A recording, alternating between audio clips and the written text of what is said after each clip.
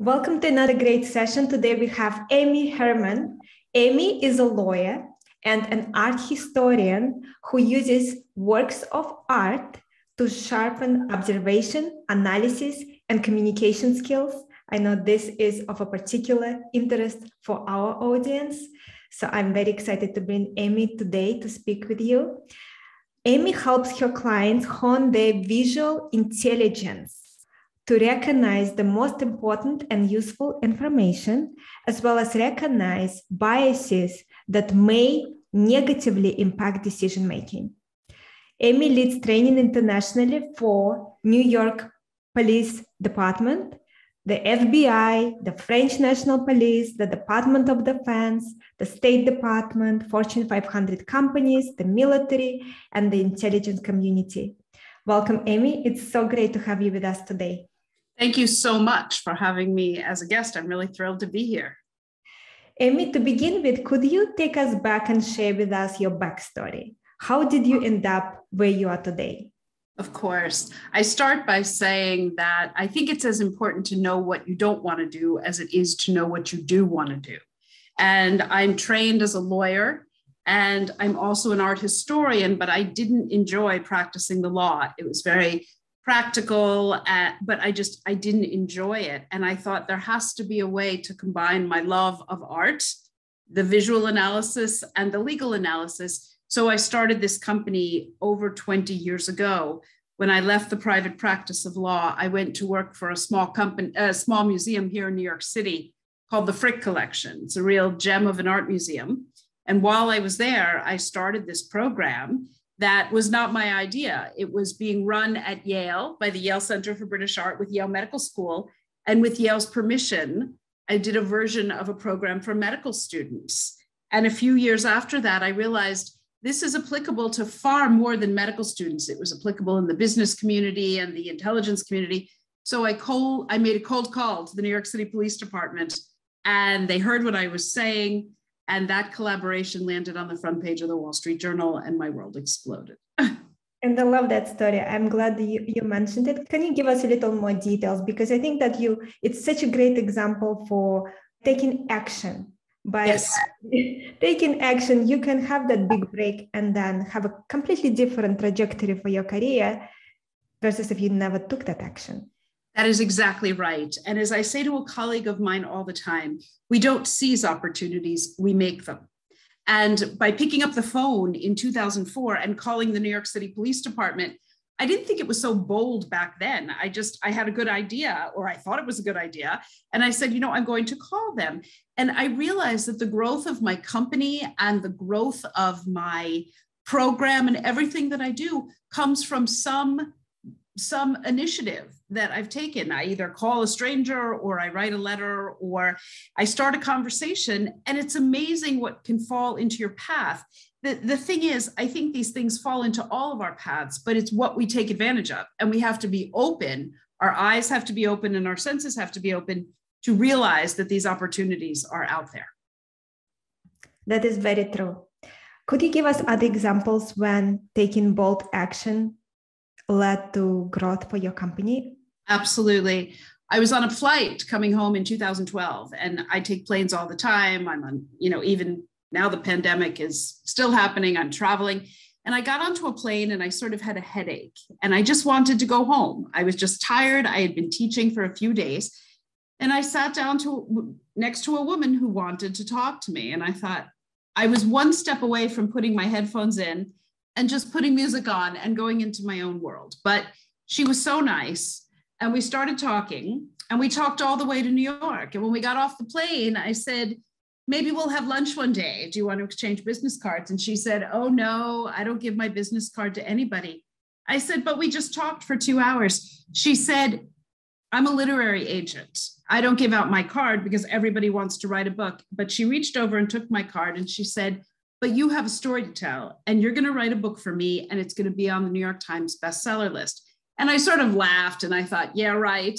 And don't you know, she's my agent now. I don't make a move without her. And that book was life-changing.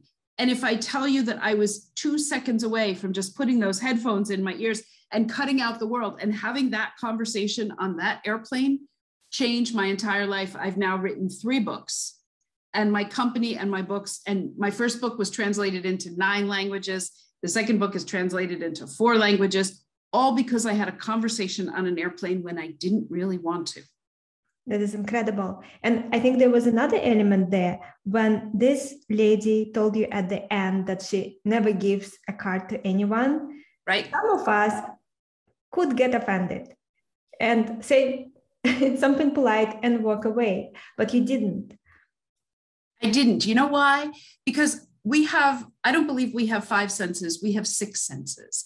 And my 6th sense told me, I had spoken to her from all the way from Cleveland, Ohio to New York. I had a very, very good feeling about her. She was kind, she was nice. And if I continued to talk to her, even with my splitting headache, I thought, there's something special about her. And so my 6th sense said, give her your business card. And, I didn't know what agency she was with. I didn't know anything. And I thought, I'm going to go with my gut here and give her my business card. And she said to me, I'll call you and we'll have lunch within 2 weeks. And she did. And I tell people that when you have a gut feeling about something, you need to be able to articulate what that gut feeling is, because everyone has a different gut feeling. But when you have a gut feeling, go with it. Go with it, good, bad, or indifferent. Go with it, because you never know what's going to happen. And we have a gut feeling for a reason. Very true. And sometimes you get a gut feeling and it doesn't make any sense. That's right. It doesn't. But if you step back and try to figure out where that gut feeling comes from, not only do you learn more about the gut feeling, you learn more about yourself. Very, very true. And the more you listen to it, the more you will get that guidance. And then absolutely you will make, and the easier your journey will be. That's right. That is right. So it's been very interesting listening to my gut as I get older, and as I get deeper and deeper into my business, which I've had for so many years. You learn a lot about your own instinct, and you learn a lot about other people, and you have to start listening to your own wisdom. And it doesn't mean we don't make mistakes. It just means to listen very closely to your own wisdom. Amy, and as you are working with such incredible clients, what surprised you? I guess in the end, it ended up not being such a surprise. But when I work with some of these people and I see their response to looking at works of art, I've always known that art is powerful because I'm an art historian. And I've studied it for so many years, and it's always been powerful for me. But when I see that power of art can be channeled and applied and introduced to people who would never think of looking at works of art to do their jobs more effectively, the power just never ceases to amaze me. I work with police chiefs and intelligence officers and NATO officials, and we're all looking at art together. And it just never ceases to amaze me that art can be so powerful and help so many people to do their jobs. Amy, and could you elaborate on how can looking at art help us be better problem solvers? Absolutely. I believe that the best things happen, what I call on the exit ramp of your comfort zone, when you leave your comfort zone. And so when I take people out of their comfort zone, and I work with leaders and CEOs, it's a little disarming when I say, well, we're going to look at art. And they're like, what, are you kidding me? I don't look at art. I'm running a company. I'm running a Fortune 500 company. But when you leave your comfort zone and you agree to go there, you see things and you hear things and you experience things that you wouldn't experience otherwise. And I believe that by taking people who don't look at art for a living, and I take them out of that world and I show them works of art, not just to look at Picasso or Manet, but to show them how the analytical skills of looking at a work of art are directly applicable to the work that they're doing. It helps them go back with a renewed sense of vision and a renewed sense of how they can approach problems in ways that they had never thought of, because they just experienced something that they've never experienced before. I really do believe the best things happen on the exit ramp of our comfort zones. Amy, and what are some of the most common aha moments you notice with your clients when they go through your program? Mm-hmm. The first aha moment we have usually comes very early on. I can put 2 people, they can be 2 analysts, 2 investment bankers, 2 anything, in front of the same, let's say it's a painting. And I say to them, I want you to each spend 10 seconds just looking at this. And then I say to each of them, I want to hear what each of you sees in this image. And as they describe, the first one describes, and then the second one describes, they come up with totally different versions of what we're looking at. We're looking at exactly the same painting, and I hear two totally different versions. And you know what that tells me? That's fine in the art museum. But what is happening in the operating room? What is happening in the boardroom? What's happening at the crime scene? And so it reinforces for people and gives them an aha moment, and me as well, that no two people see anything the same way. And that's probably the biggest takeaway from my program, is that no two people see anything. Problems, solutions, employees, products, investments, crimes, witnesses, nobody sees anything the same way. And we all need to be better communicators to be able to solve our problems. So once your clients understand that the way they see the world is very different from other people, you mentioned to us already that they need to then learn to communicate what they see. That's right. What else they need to learn? How do they use that information to be better at their job? Because once you go into a situation, here's an example. Say I run a department of 20 people, and there's been really very low morale in the department. Say everyone's coming back to work after the pandemic. I'm just coming up with an example. And there's been low morale. And the chairman of the department says, okay, we're all going to have a meeting this afternoon to discuss the situation. When you go into the meeting, instead of saying we're going to go in and discuss the situation, that head of the department needs to go around the table and get everyone to communicate what their version of the problem is. Because by understanding, going into problem solving, that no two people see anything the same way, that goes for problems as well. So when you're trying to solve a problem, we need to state explicitly what we perceive the problem to be, understanding that no two people see it the same way. And this is so important from a very basic level of just communicating things that need to be done to communicating potential solutions or potential ideas. Because when no two people see anything the same way, it behooves us all to communicate our perceptions to make sure that we're all on the same page and to help us solve problems together. So by looking at art, I'm taking people out of that scenario, helping them with their communication skills, because art is foreign to all of these people, so that when they go back into their comfort zone, they're going to be better communicators.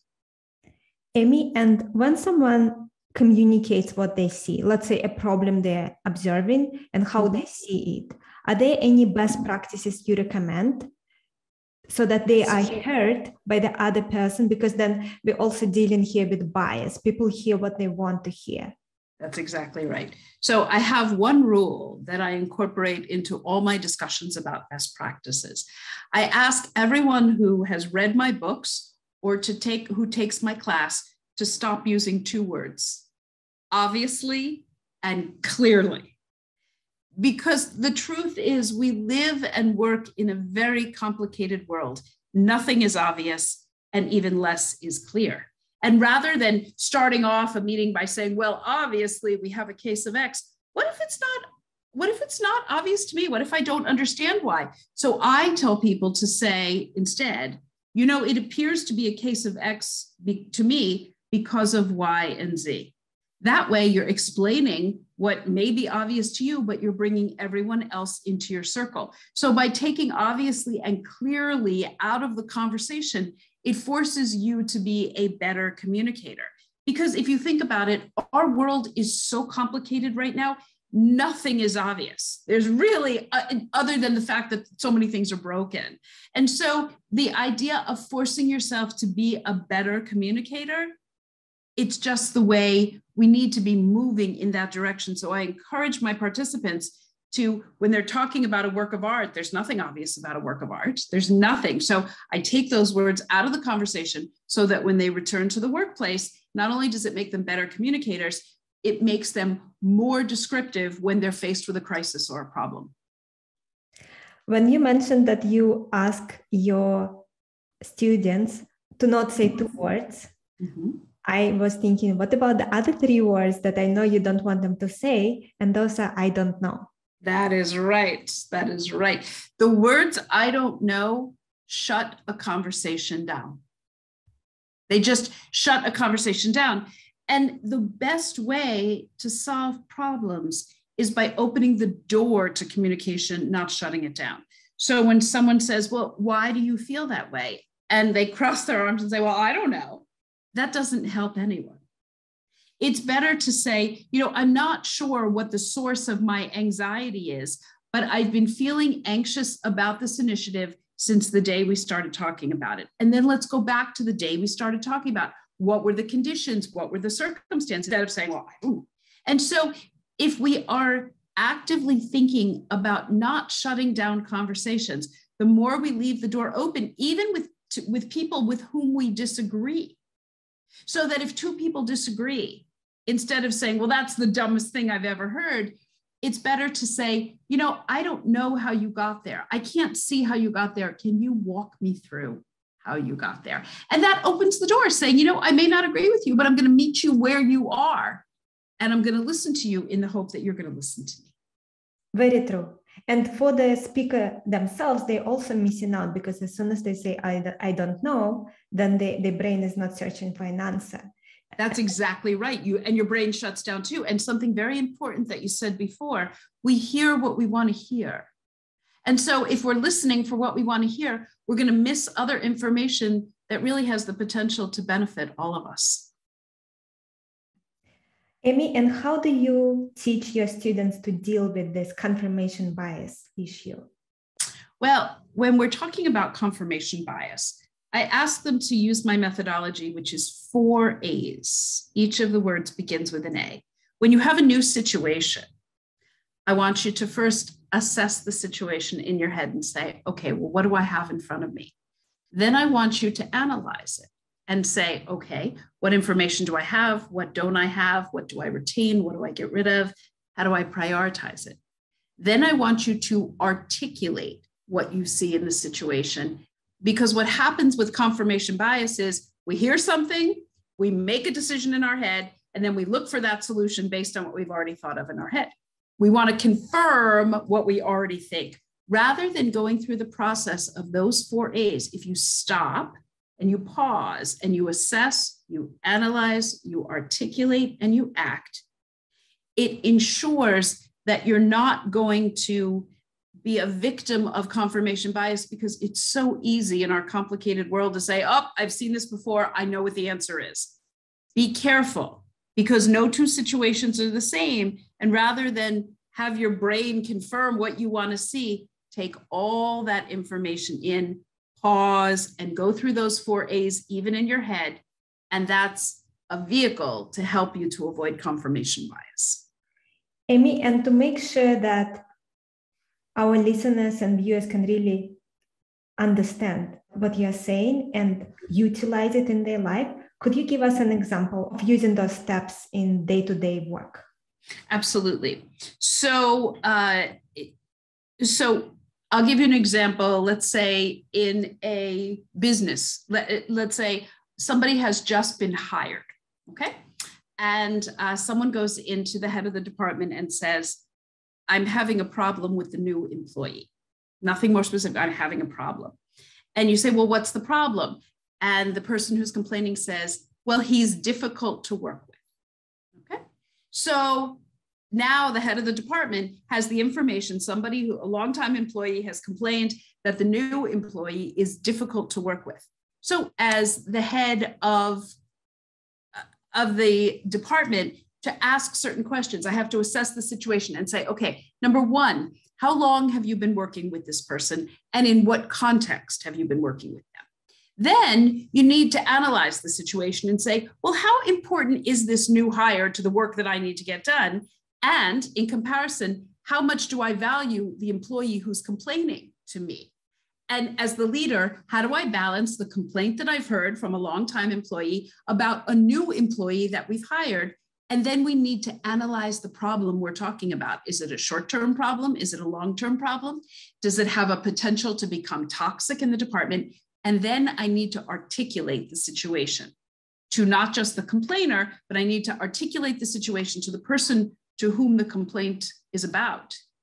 And then I need to act and make a decision. And I need to balance what I've heard about the employee, how much I value the new employee, what the situation is. And as a leader, I need to make that decision. But the two things that it involves is me pausing to listen to what one of my colleagues has to say, and for me to go through those 4 A's before just making a decision. And I'm not asking people, their plates are full enough. This could take 20 minutes to think it through, do the balance, but it all involves a pause, just stopping and putting those 4 A's into action. And when you think about it, it clarifies the problems that we have. Amy, could you give us some examples of how people realize, your students, how they realize that they have confirmation bias while looking at works of art? What happens is when I ask them to look at works of art, I have an exercise that it's very powerful. And I didn't realize how powerful it was until I started doing it over and over again. What happens is I put a work of art up on the wall and I pair up. People are in pairs. One person has to keep their eyes open and one has to close them. And the person whose eyes are open has 45 seconds to describe the work of art to their partner whose eyes are closed. Now, these are not people that work with art all the time, so they don't know what they're looking at. And when your eyes are closed, you're vulnerable. You're dependent on someone. So number one, there's a sense of dependency. That's often a client relationship. Client is dependent on us. And number two, the person who's doing the describing has a very short window of opportunity, and they have to be precise and objective because someone is relying on them. And they have to be able to speak in such a way that the partner is not going to rely on confirmation bias and say, oh, I know exactly what you're describing, because nobody in my classes, most of the people have not seen these works of art before. So when I tell you that art is a fresh start, it's just new data. I'm not teaching anyone art.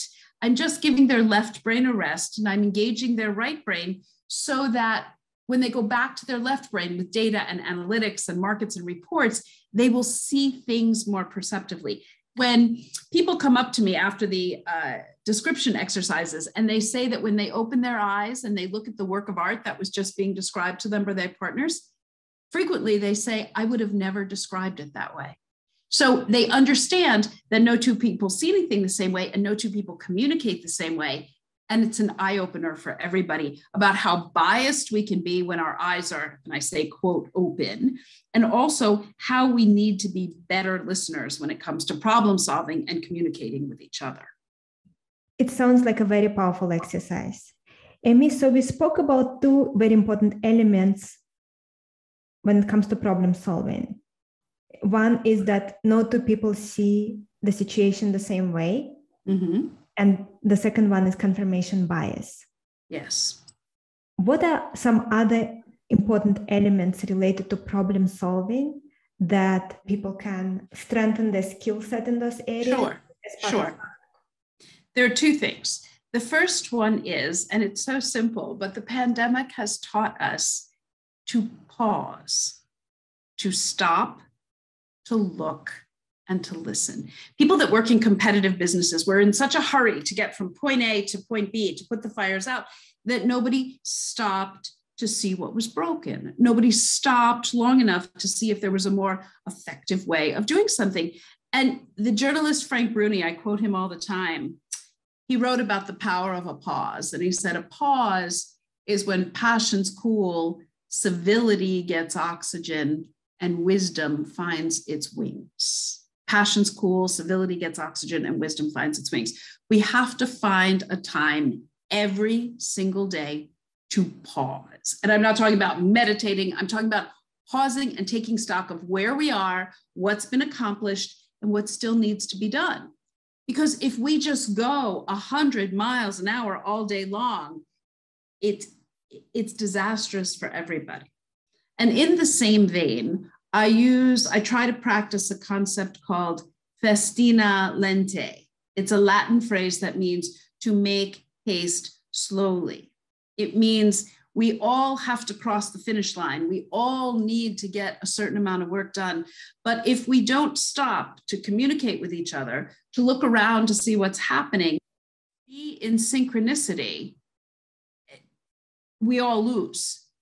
We need to pause and we need to practice festina lente so we don't forget the big picture and the small details. They're equally important. And when it comes to problem solving, it's not just the big looming what's on fire at the moment. We need to look at the overarching problem. And in that same vein, I want to bring a concept to the fore that is so important when it comes to problem solving. It is, don't let perfection be the enemy of good. Meaning, I know we all want to be perfect and we want to strive for perfection. Don't let it get in the way of good. Sometimes good is good enough, and leaders need to decide, you know what? I have to accept good in this situation and move on where I can achieve perfection. And a leader has to know how to make that decision. Don't let perfection be the enemy of good. Amy, let's say someone now listening to us or viewing this video, and they're thinking, what Amy says makes a lot of sense. I really want to use the works of art to become a better problem solver. What's some of the steps they can make to start that process? And let's assume it is someone who has very superficial understanding of art and it's not the area of expertise. Sure. Well, there are a couple things. What I lay out in my book is a model for thinking about the artist's process to solve a problem. So we don't necessarily have to have access to art to articulate how to use this process. And I break the book down into 3 sections: prep, draft, and exhibit. And when we have to solve a problem, we need to prep. We need to think about all the materials we might need, all the resources we might need. Then we need to spend time drafting a solution. And finally, we have to put thought into exhibiting, as an artist does, how we're going to implement this solution, all the different iterations that it might have. And I break each of those sections down into, let's break things into bite-sized pieces. I talk about how deadlines can loom. You know, deadlines hang over our heads and they're going to kill us. But I talk about breaking deadlines into smaller deadlines, so that you can celebrate your accomplishments, smaller deadlines, and then the big deadline doesn't loom. I talk about defining your problem. What I spoke about earlier, let's go around the table and talk about what the problem is. So I lay out this methodology, and the truth is, we don't need to look at art to do this. I'm using art as the template, as something new and fresh and different to think about when it comes to problem solving. And so the idea of looking at the artist process, how does the artist create something? Inspiration, thinking about something, gathering his or her materials, doing preparatory sketches, first draft of the painting, and then finally creating the work of art and how is it going to be exhibited. So when I'm teaching leaders, I'm not advocating. I mean, of course, it's wonderful to go to a museum or a gallery to clear your head if you can do that. But if you can't, think about this methodology of breaking down problem solving into prep, draft, and exhibit, and breaking down your deadlines into bite-sized pieces, and it makes the whole thing that much more approachable. Amy, and what were some works of art? And you will be able to answer this question better than almost any other person in the world because of your area of expertise, but what were some works of art that really taught you a lot about problem solving? Well, the first artist that I'm going to tell you about, who's one of my favorites, is an artist from Italy named Giorgio Morandi. And many people have not heard of Giorgio Morandi. He was born in Bologna and he died in Bologna, and he spent almost his whole life there. And what Morandi did is he painted jars and cups and saucers and vases and plates over and over and over again. And when people hear Morandi's name, they think, oh, so boring. But I am one of the people who says, I love Morandi because there's a quiet subtext. He's constantly moving the pieces around. He's moving the cups and the jars and the vases and the saucers. And it's really not about those things. It's about light and shadow and weight and appearance. And I think in Morandi's work, He was always trying to solve a series of problems. And by looking at his little still life paintings, most of them are very small, we all do the same thing every day, right? But no 2 days are ever the same. And I think that Morandi really leveraged that idea of moving pieces around. The other artist that I want to talk about is one that everyone knows, is Picasso. And Picasso, yes, he's talented. No question he's talented. But Picasso has an attribute that I think more leaders need to demonstrate. And it's called agility, the ability to express that talent in so many different ways. Look at all the things Picasso mastered: paint, pencil, pastel, crayon, wood, bronze, gold, ceramic. He was a painter and a sculptor and a printmaker. And we need a little more of that agility, because I believe that leaders, it's a combination of talent and agility. And I think that looking at Picasso's works to see the range of one human being is inspiring for leaders to say, this is more than my talent. It's my ability to be agile in difficult circumstances. And it's my ability to give my teams the opportunity to rise to the occasion, to also be agile and let them solve problems. So Morandi moves the pieces around and solves problems in his paintings. And Picasso demonstrates how important it is for us to be agile with our materials. Amy, and when you became very fascinated with problem solving and connection between art and problem solving, it all originated from that program that you mentioned. Yes. But then what fueled you to dedicate your life to it? It became your life's work. It did. And I can remember the exact moments when this happened. My first book called Visual Intelligence was published in 2016. And a few years after that book was published, someone from another publisher said to me, I know this method is good, but why do these people keep coming back to you? Doctors and nurses and physicists and researchers, why do they keep coming back? And I had to think about that. I didn't have an answer that was readily available.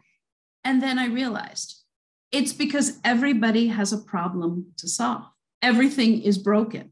And people thought, well, Amy taught us something new about looking at art for our communication skills. Maybe she can teach us something new in the realm of problem solving. And so I created the next iteration of my work, not just focused on, observation, perception, and communication, but now with the added benefit of thinking about problem solving in a different way. And it's opened the world to me to looking at the artist process. And I'm not an artist, I'm not creative that way, but it's enabled me to see the artistic process in a different way. And frankly, it's been really interesting to do that. Amy, and as you were teaching such incredible students all over the world, what did you learn from them? I can only hope that my students learn a fraction from me as much as I learned from them. One of the most important things that I've learned is some of the smartest people are not necessarily the most educated people. That just because you have a formal education or you have a certain number of degrees doesn't mean you're the smartest person in the room. And I also have learned that people's experience, if they listen to their experience, gives them so much knowledge and wisdom. And the other thing that I've learned from so many of my participants is it's a wonderful line. People say, we have 2 ears and 1 mouth for a reason. We need to use them proportionally. We should be listening twice as much as we are talking. Because when I listen to my participants, I listen to the police officers and the doctors and the nurses. If I take the time to listen to their issues, their problems, to hear about what's broken in their world, it enables me to do my job more effectively. And so when we're all trying to succeed in this very competitive world, I really believe that one of the keys to success is in learning to be a good listener. And that's what I have learned from so many of my clients, that if I listen to them, I actually become a better communicator with them, because I know the issues that they want to address and I know some of the things that they want to hear, but it involves me stopping talking and listening to them. Amy, and in working with so many people in very important professions, what were some common biggest pain points that is very visible to you that they are facing? Yeah, I think the idea of the pain points is about effective communication. And that if we've learned anything during this pandemic, we've learned a lot about our own work, our capabilities, our strengths, our weaknesses. And I think we need to carry that forward with us. But effective communication has renewed importance now because many people are working from home, and that's not going to change. We are living in a virtual world. Look at us talking today. How many times are we meeting with clients and with stakeholders and investors in a virtual world? We didn't do that before. We got on a plane and we went to meet face to face. So effective communication was important before, but it has even renewed significance now because we're communicating with our stakeholders in a virtual environment. We used to get on a plane and go see people. We don't do that anymore, or we're not doing that yet. So I think the most difficult thing for leaders of organizations and departments is rethinking their communication skills and making them as equally effective as they were before. And that involves what I said before, agility, the ability to communicate virtually, to communicate in person when we have to, and to make those decisions. I think effective communication was a pain point before, and it is still a pain point, but we need to put this crisis to work and learn as much as we can, as quickly as we can. Amy, for somebody who is now listening to us or watching us, if they wanted to make changes tomorrow morning at 8 a.m., what are some practical things they can do so that this time with us doesn't become just another thing they listened to and forgot, but something that they implemented and benefited from? Sure. I think that one small change that I ask people to try to enact every day, and it's one small thing, we have enough to do. I don't want to add to people's plates, but I say to them, try to notice one thing every day that you didn't see the day before. And to make a note of it, either write it in a journal, make a note of it on your phone, take a picture of it. One thing that you noticed that you didn't notice the day before. And why do I ask you to do that? There's a real reason. There's a scientific reason. Because when you train your brain to look for something that you didn't see before, you're engaging in neuroplasticity. You're training your brain to go from narrow vision to slightly broader, to slightly broader, to slightly broader. And the good news is that when you practice that over and over again, your brain will eventually do that on its own. And when it comes to problem solving, multiple perspectives make for better decision making. So every day, tomorrow at 8 a.m., when you leave the house or you go to a new work day, say, I'm going to notice one thing today that I didn't see yesterday. And if you make a practice of it, you're actually engaging your brain to become more elastic and to consider more options and think about more things. And I believe, and science has shown, that this helps in the problem-solving ability that we have. This is such a great advice, Amy. Thank you so much. You're welcome. We are getting close to wrapping up. I wanted to ask you a more broader question. It doesn't have to be limited to your current focus, but just over the last few years, what were some aha moments, realizations that were instrumental for your life or for your business? Well, I had two of them. The first one is very personal, but it affected my life in every way.